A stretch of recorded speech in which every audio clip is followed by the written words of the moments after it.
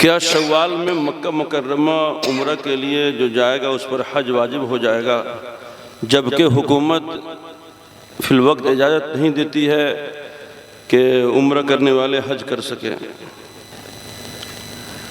عمرہ یہ حج کا بدل نہیں ہے، یعنی ایسا نہیں ہے کہ یہ حج نہیں کریں گے اور عمرہ کر لیں گے تو یہ حج کا بدل ہو جائے گا، ایسا نہیں ہے۔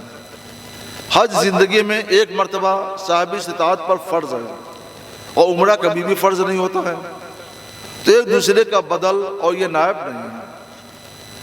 حج صرف زندگی میں ایک بار فرض ہوتا ہے صاحب استطاعت پر، تو جس نے حج کر لیا ہے وہ عمرہ کرنا چاہے تو شوال میں عمرہ کرے یا کبھی بھی عمرہ کرے، کوئی بات نہیں ہے، اس کے لیے کوئی رکاوٹ اور کوئی پابندی نہیں ہے۔ لیکن جس نے ابھی حج کی سعادت نہیں حاصل کی ہے، حج سے مشرف نہیں ہوا ہے اور وہ شوال میں عمرے کے لیے جا رہا ہے، تو جیسی وہ مکہ معظمہ پہنچے گا ایسی اس کے اوپر حج بھی فرض ہو جائے گا۔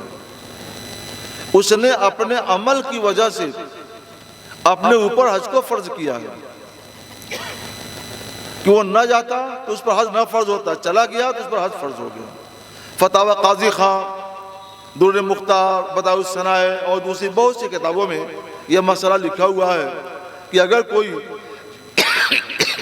شوال میں حج کو جائے، مکہ معظمہ میں ہو، تو اس کے اوپر حج فرض ہو جائے گا، اور شوال سے مراد ہے حج کا مہینہ، حج کے کسی مہینے میں۔ اس لیے مسئلے پر میں نے پوری تحقیقی گفتگو کی ہے اور بسط کے ساتھ گفتگو کی ہے اور فقہی دلائل اور کتاب السنت کے ساتھ گفتگو کی ہے۔ ہماری کتاب ہے شوال میں عمرہ کرنے سے حج کی فرضیت کا حکم، آپ لوگ اسے حاصل کر کے دیکھ سکتے ہیں، مسجد برکات سے یہ کتاب مل جائے گی اور وہاں سے حاصل کریں، اس کو پڑھیں، انشاءاللہ آپ کے دل میں اس کے تعلق سے جتنے بھی شبہات جنم لیں گے ان سارے شبہات کے جواب اس کے اندر موجود ہے۔ اللہ تعالیٰ سب کو فہم حق کی توفیق خیر عطا فرمائے۔ لیکن حکومت تو اجازت نہیں دیتی ہے، پھر اگر واپس آنے کے بعد اگر آدمی صاحب استطاعت نہیں رہا حج کے لیے تو اس فرضیت کی بنیاد پر گناہگار مانا جائے گا یا پھر اس میں رعایت ہے؟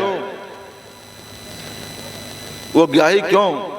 اس نے جا کر کے اپنے فعل سے اپنے اوپر حج کو واجب کیا ہے، اللہ نے اس پر واجب نہیں کیا ہے، اپنے فعل سے جا کر کے اس نے اپنے اوپر حج کو واجب کیا ہے۔ فقہاء لکھتے ہیں، علماء اسلام نے لکھا ہے، جو اسلام کے ترجمان ہیں، اہل سنت و جماعت ترجمان ہیں، کہ اگر کوئی فقیر مکہ معظمہ پہنچ جائے تو اس پر حج فرض ہے۔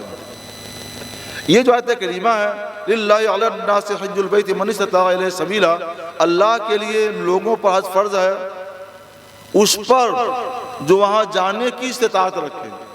یہ لفظ پر غور کیجئے گا، اس پر فرض ہے جو وہاں جانے کی استطاعت رکھے۔ یہ کس کے لیے ہے؟ ہمارے لیے، آپ کے لیے، آفاقیوں کے لیے، جو جمشید پور میں ہیں اور جانے کی استطاعت رکھتے ہیں تو ان پر حج فرض ہے۔ لیکن جو وہاں پہنچ سکا، پہنچ گیا، تو من استطاع سبیلا کی شرط اس کے لیے نہیں ہے، لہذا اس پر حج فرض ہو جائے گا۔ یہ اس کے اپنے فعل سے ہوا۔ علماء لکھتے ہیں کہ اگر کوئی اپنے فعل سے ایسے کام کرے کہ وہ کام نہ کرتا تو فرض نہ ہوتا، کام کر رہا ہے اس لیے فرض ہے، تو ایسی صورت میں اس کی ذمہ داری اسی کے سر جائے گی اور اس کے اوپر وہ حکم لازم ہوگا۔ جیسے کسی نے منت مانی کہ اگر اس کا یہ کام ہو گیا تو وہ 10 حج کرے گا،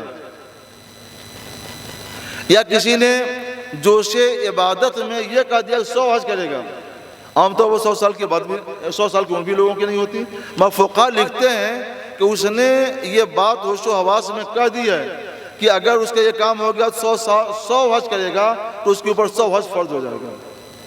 اسلام نے تو صرف ایک حج فرض کیا ہے نا، 10 نہیں، 100 نہیں۔ کبھی سنا ہے آپ نے کہ اسلام نے، قرآن نے، اللہ کے رسول نے، شریعت نے کسی پر ایک سے زیادہ حج فرض کیا ہو؟ لیکن 100 حج اسلام فرض کر رہا اس کے اوپر، ابتداء نہیں، تم نے ایسا کام کیا کہ تمہارے اس کام کی وجہ سے 100 حج فرض ہو رہے ہیں۔ اگر زندگی ملی تو ہر سال یا جب جب استطاعت ملے وہ حج کرتے رہو، اور نہیں حج کر سکے تو آئندہ کے لیے دوسرے کو وصیت کر جاؤ کہ ہم نہیں رہیں گے تو ہمارے بعد اتنے حج تم کر لیں گے۔ خود کردہ رہا علاج نیست. سوال آیا ادھر سے. جو لوگ ایسا عمرہ کر چکے ہیں ان پر فرض ہے کہ وہ کوشش کریں اور جلد سے جلد وہ حج فرض ادا کرنے کی کوشش کریں. اللہ انہیں اس کی استطاعت بخشے اور اس کی سعادت نصیب فرمائے.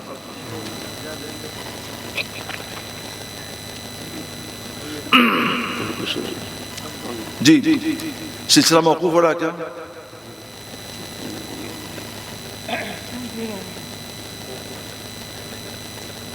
ٹھیک ہے. والے طلبہ کا دن آگے آ جائیں.